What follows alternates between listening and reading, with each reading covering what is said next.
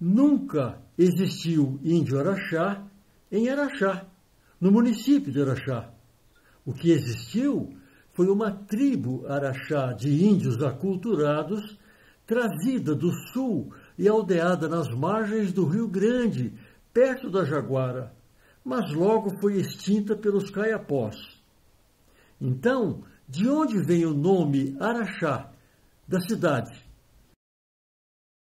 O triângulo é cortado pelo Rio das Velhas, atual Rio Araguari. No século XVII, a região era reduto de índios caiapós. Depois vieram os negros fugitivos da escravidão. Esse era o cenário, digamos, pré-histórico. Em torno de 1735, foi descoberto ouro nas cabeceiras do Rio das Velhas. Os garimpeiros acorreram e o conflito com os caiapós se estabeleceu. Os caiapós atacavam e destruíram acampamentos. As minas de ouro ficavam entre as atuais Tapira e Sacramento.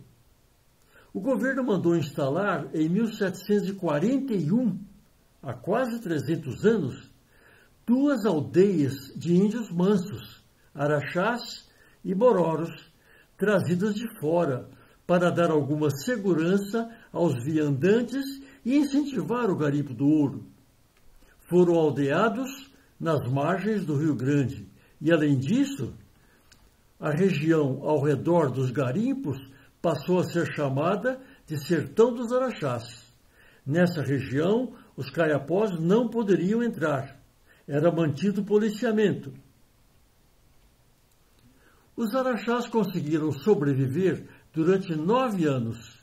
Em 1750, acabaram extintos pelos caiapós. Nada sobrou dos Araxás há mais de 270 anos. Restou apenas o nome da região. Estranho. Implantar uma tribo Araxá, Tupi-Guarani, no meio de tribos Gês, isso é provocar conflitos? Talvez para provocar lutas e justificar a intervenção que acabou ocorrendo. A partir da extinção dos Araxás, o governo ordenou o extermínio de índios e negros. Começou intensa e terrível perseguição e mortandade até a eliminação completa em todo o triângulo, restando apenas alguns grupos esparsos, além das tribos aculturadas e aldeadas na estrada de Anhanguera.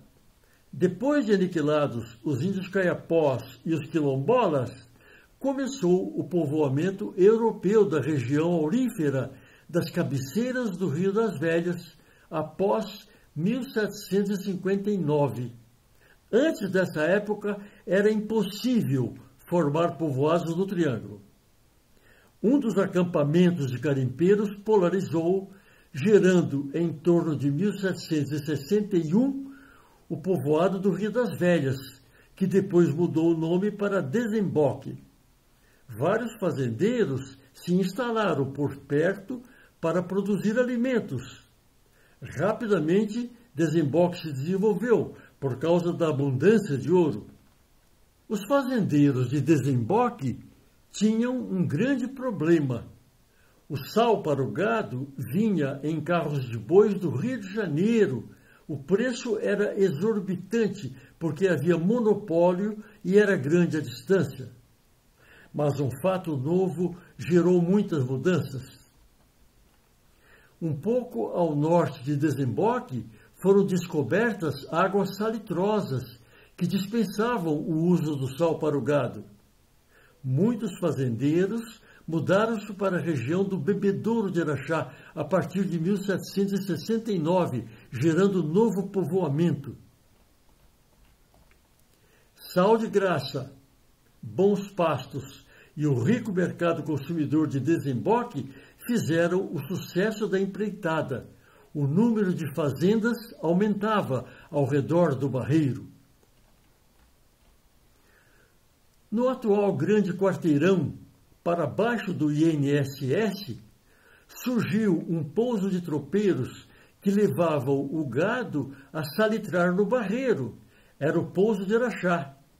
Ao lado do pouso, na Praça Maria Carneiro, começou a surgir um povoado. Foi uma época de prosperidade para Araxá, que em 1791 foi elevada a paróquia. Mas a situação estava mudando. As minas de Desemboque passaram a produzir cada vez menos. Desemboque entrou em decadência, até desaparecer como povoado com comércio. As casas se arruinaram até sobrarem algumas habitadas por roceiros que trabalhavam nas redondezas. Araxá procurou outros mercados consumidores em Minas Gerais, principalmente em São João do Rei. Assim ficamos com duas histórias para os índios da região de Araxá. Uma, a história tradicional dos atléticos e heróicos índios araxás, com Iboapi, Catuíra, Pamplona e Traição, que é ficção, uma invenção local, talvez com utilidade para o turismo. E outra história documentada de índios caiapós para estudos e para quem quiser se informar. Mas quais são os documentos? Os sites de centros de pesquisas de antropologia brasileira, de arqueologia e história do Brasil, além da FUNAI, mostram muitas informações sobre as populações indígenas atuais e anteriores. Nada sobre índios araxás. A história dos araxás é uma ficção local. Na época do descobrimento, havia alguns milhões de índios na região do atual Brasil. Esse mapa mostra a distribuição dos grupos linguísticos indígenas brasileiros em 1500. A faixa amarela, que contém o Triângulo Mineiro, era ocupada por índios Gês, que é um grupo linguístico e são da tradição Aratu. O que é isso? Povos diferentes produzem artefatos diferentes de acordo com seus usos: cerâmica, instrumentos, cestos, ocas, tábuas, ferramentas, além de línguas diferentes. Essa vasilha marajoara atual é bem característica e diferente de vasilhas de outras tribos indígenas. Os especialistas classificaram os grupos indígenas com base nos artefatos que produzem e também nas línguas que falam. Dois grandes grupos são tradição Aratu, tradição Tupi-Guarani. Uma vasilha de barro de índios do grupo Aratu é diferente de uma vasilha Tupi-Guarani. As tribos da tradição Aratu eram agricultoras e fabricavam vasilhas de cerâmica. A maioria das panelas de barro desse grupo não tinha decoração, apenas alguns adornos ou finas linhas impressas. As tribos da tradição Tupi-Guarani eram agricultoras e ceramistas e teriam surgido na Amazonas há 3.000 anos. As formas características básicas da cerâmica da cultura Tupi-Guarani são os potes que têm o corpo com ângulos e outras vasilhas bem abertas e rasas, semelhantes a grandes pratos próprias para assar biju ou torrar farinha de mandioca. Esses artefatos indígenas encontrados na região de Araxá foram classificados pela Zanettin Arqueologia como sendo da tradição Aratu. Os caiapós são da tradição Aratu. Os índios araxás não são da tradição Aratu, não são desse grupo. Segundo vários indianistas, a palavra Araxá significa lugar alto em Tupi-Guarani. Portanto, araxás eram tupis-guaranis. Nunca foi encontrado artefato da tradição Tupi-Guarani em Araxá. Então ficou essa sensação de que não existiram. Mas aí chegaram documentos novos de Portugal. Em 1995, foi instituído o projeto Resgate de Documentação Histórica Barão de Rio Branco.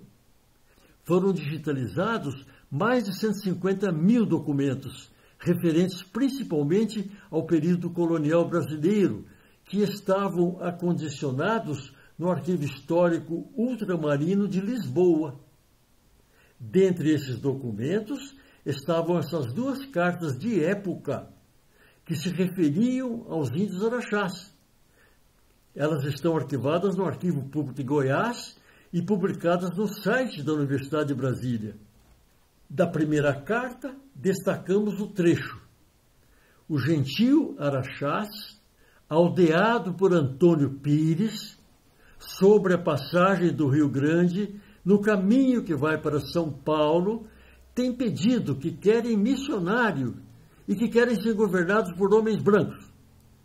Essa é a primeira referência documentada sobre os índios araxás, referência feita por quem os trouxe do sul para as margens do Rio Grande.